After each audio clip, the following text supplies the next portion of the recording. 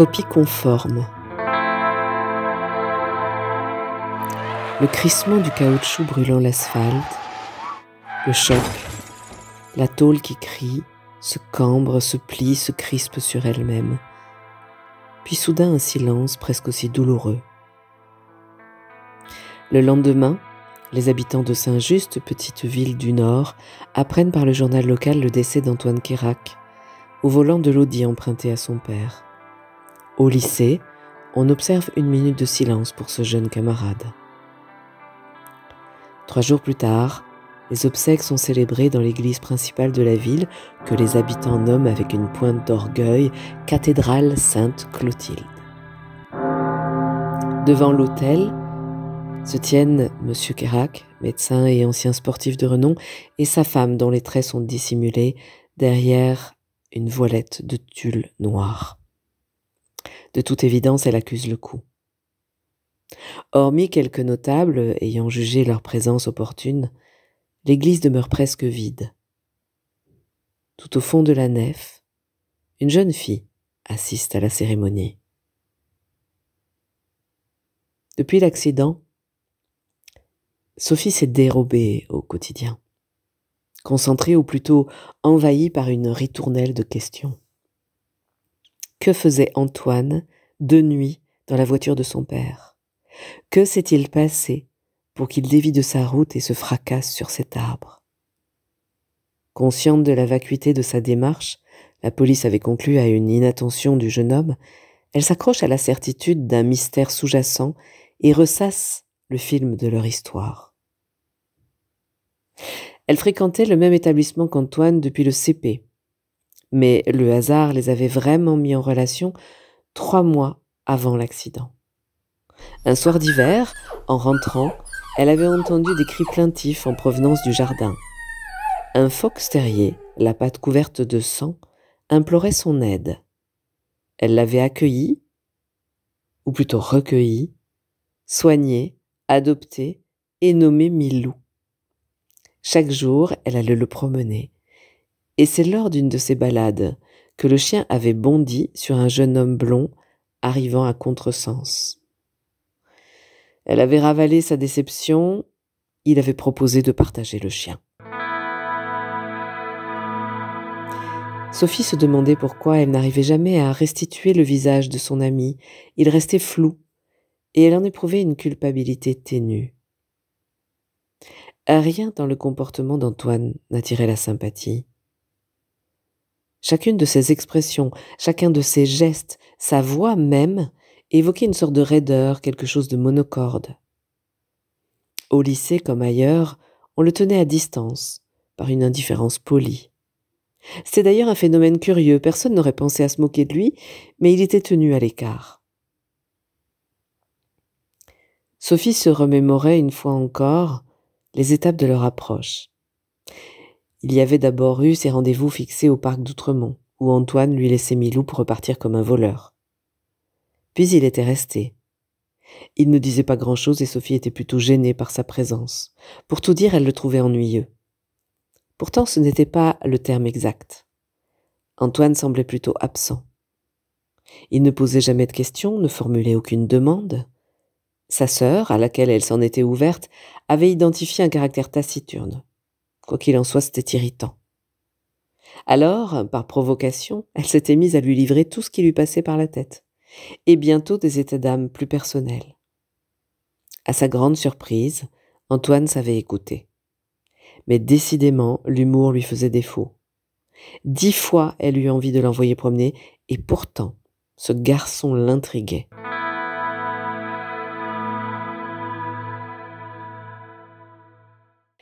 Vendredi 1er mars.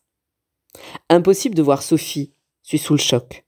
Envie de hurler, mais je n'ose pas. Confie dans les bonnes manières.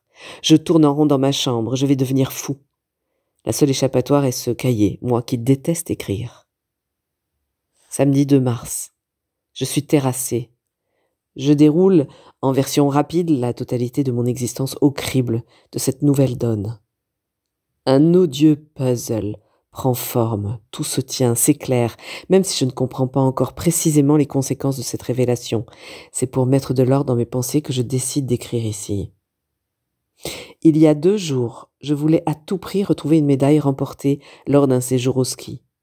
Je ne sais même pas pourquoi c'était devenu à ce point urgent, sans doute pour me faire valoir auprès de Sophie.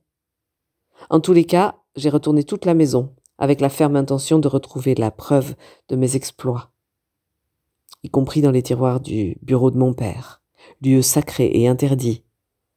Mais ça m'était soudain complètement égal. Le premier tiroir n'avait rien révélé d'intéressant.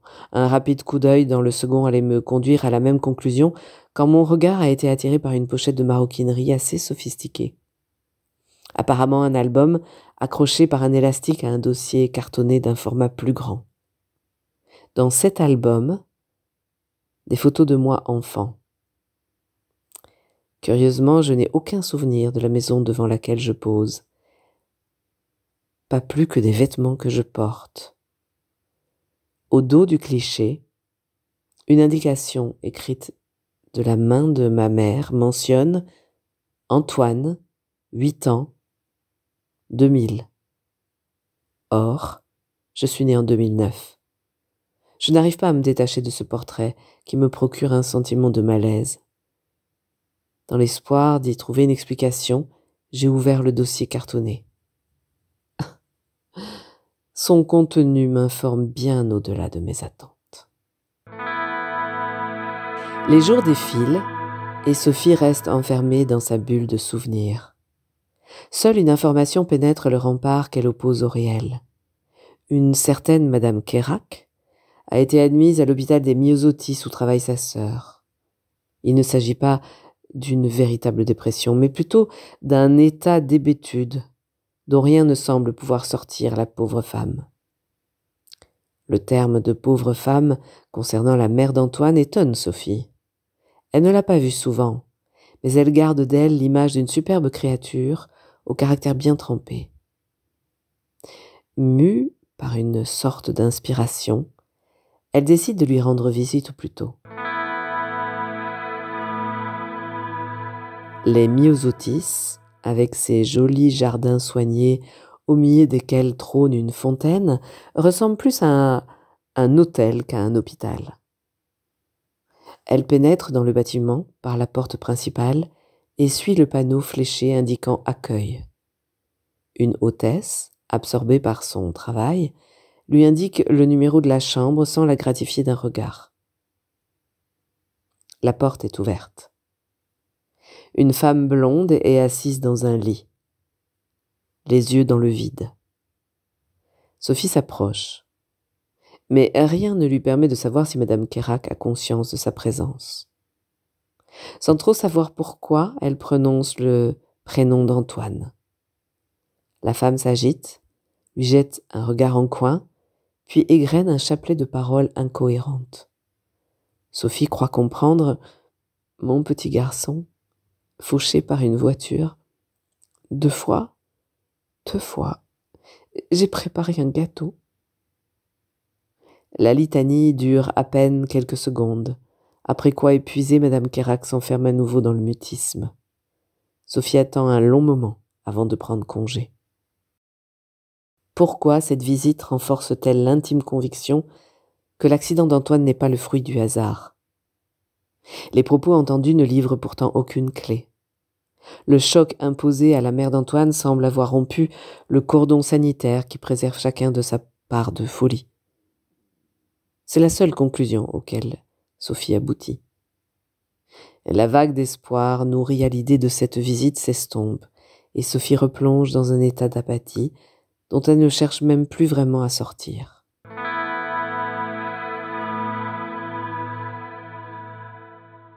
Dimanche 3 mars.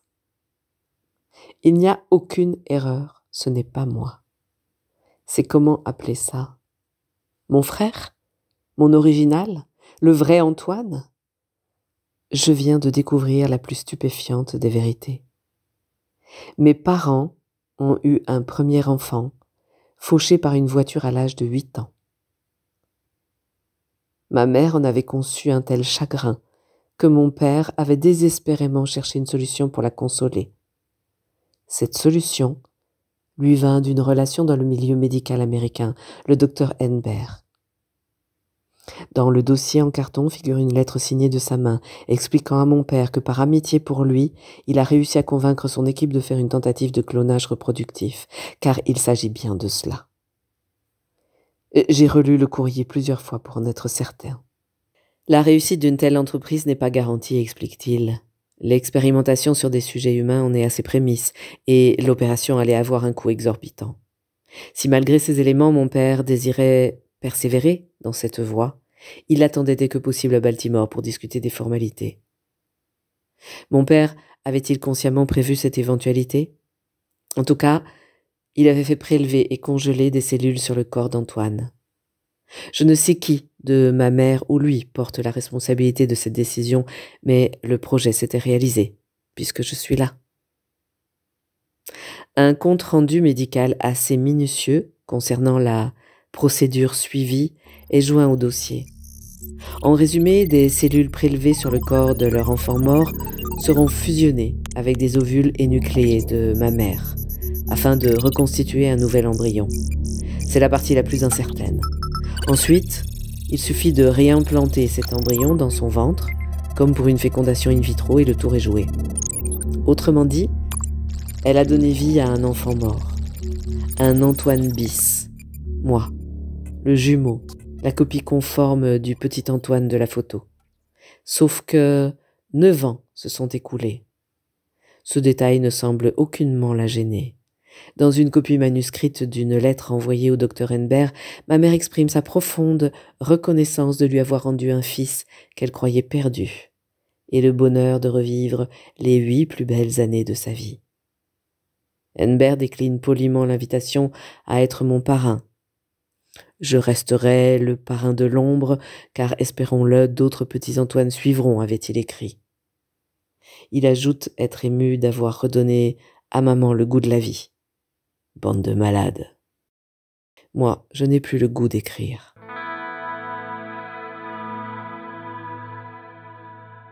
Lundi 4 mars. Enfermé dans une cage de verre. Mes doigts glissent sur la paroi lisse. J'ai envie de me faire mal pour vérifier si j'existe, voir le sang couler. Votre création souffre, messieurs les savants. Mardi 5 mars. Je suis une image, même pas.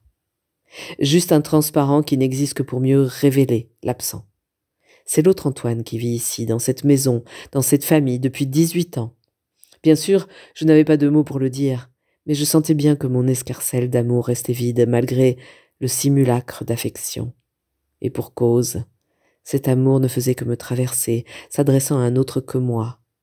La réalité crue, c'est que je suis un clone, un pantin, un clown, avec la mission d'être la copie conforme au souvenir idéalisé de mon original. Mercredi 6 mars. Ma mère m'attend dans la cuisine où elle a dressé mon couvert pour le déjeuner. Elle est encore belle. Sa chevelure soyeuse retombe sur ses épaules. Elle s'adresse à moi sur un ton qui me paraît soudain factice et trop haut perché. Elle est devenue un monstre à mes yeux. Je ne dis rien. Que dire? Je quitte la cuisine sans explication. Pour la première fois, je pleure. Jeudi 7 mars. Qui est le monstre? Vendredi 8 mars. À ma connaissance, il n'existe pas de numéro vert pour clone en détresse. À qui parler? Je suis le produit de la plus parfaite illégalité, une colossale fraude, une nique au genre humain. Je veux sortir de la doublure, avoir des racines, épuiser la sève vitale qui me manque. Je me sens sec et sans âme. Même Sophie parfois me regarde comme un ovni. Je suis à côté du monde. Mais si je suis inhumain, pourquoi ai-je si mal?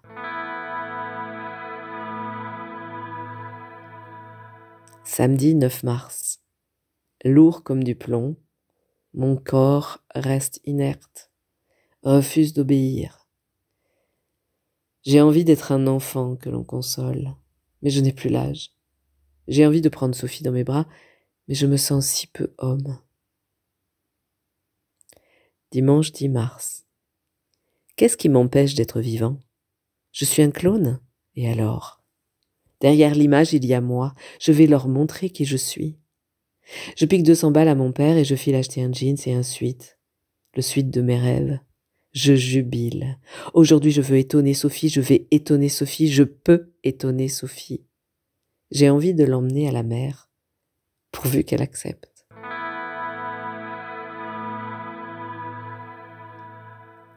Sophie s'en souvient encore. C'était un dimanche. Il faisait un soleil radieux et Antoine était arrivé arborant un pull bleu vif à la place de son éternel chandail gris. Avec un sourire irrésistible, il lui avait proposé une balade en bord de mer. Était-ce les coquillages, le vin blanc, l'iode qui les enveloppait? Sophie se sentait en accord avec tout. Ils avaient marché longtemps sans rien dire, laissant le silence tisser d'invisibles liens entre eux. Les joues de Sophie étaient d'un joli rose, et ni le vent ni le froid n'en étaient responsables. Elle s'évertua à conserver un air naturel et se lança dans un babillage anodin pour continuer à croire qu'elle maîtrisait la situation. Elle prit conscience de son émoi quand, levant les yeux, elle vit Antoine qui la regardait. Au milieu d'une phrase inachevée, il se pencha pour poser un baiser très doux sur les lèvres de la jeune fille. C'était il y a une éternité. C'était seulement 15 jours avant l'accident. 15 jours où ils avaient tenu dans un accord tacite leur rôle de camarades vis-à-vis des autres. Par jeu, par pudeur, pour préserver un sentiment dont la force les réjouissait et les surprenait. Mais à l'abri des regards indiscrets, à coups de caresses ou de griffes, ils se découvraient à tâtons, passant de longues heures dans les bras l'un de l'autre, sans autres objectifs que d'accorder leur respiration.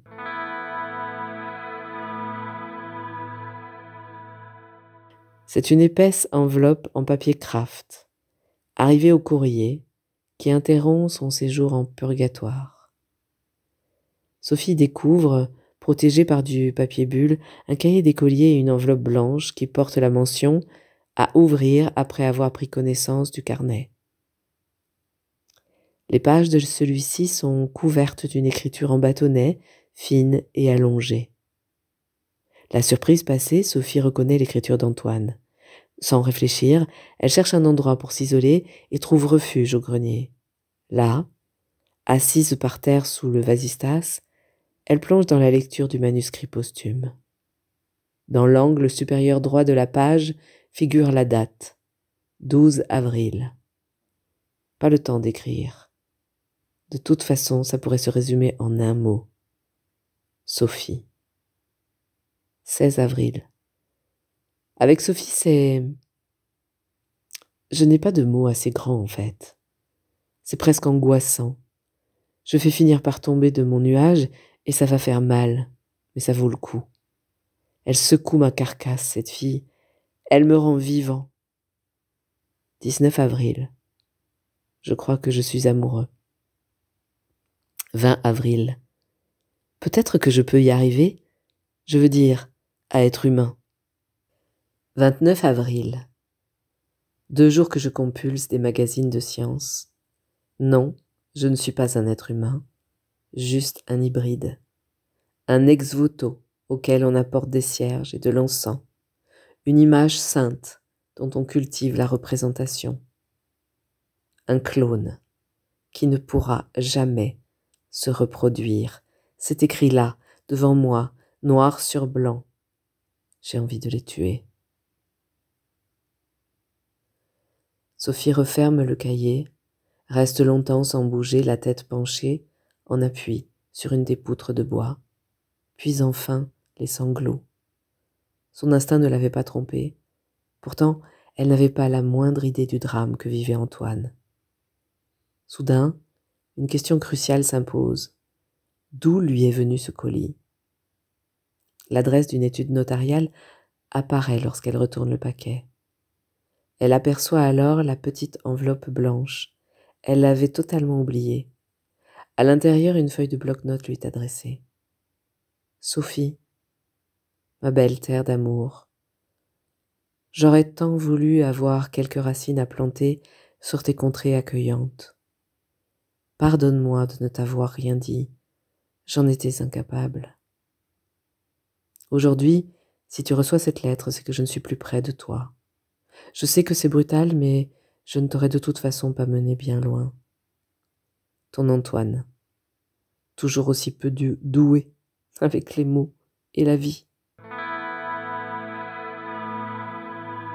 Soudain, pressée de quitter le grenier solitaire, Sophie retrouve sa mère au salon qui regarde la télévision et se blottit contre sa poitrine. Des bras l'enlacent, une main lui caresse les cheveux. Il est passé 8 heures du matin quand Sophie s'éveille, éberluée d'avoir dormi sur le divan. Le visage d'Antoine lui apparaît nettement. Et avec cette précision nouvelle, une réalité toute simple, il lui avait fait faux bond. Sous la tristesse, la colère pointe. Elle avait enfin les clés de l'énigme. Mais qu'en faire? Et puis quelle clé? Qu'est-ce qui avait vraiment tué Antoine? Les faits? Leur découverte? Le manque d'amour? Le sentiment d'une différence insurmontable ou un obstacle sur la route? Sophie s'extirpe de ses pensées et se dirige vers la cuisine où le petit déjeuner est dressé sur la table. Tout en buvant son chocolat chaud, elle observe les arbres en fleurs et le ciel sans nuages.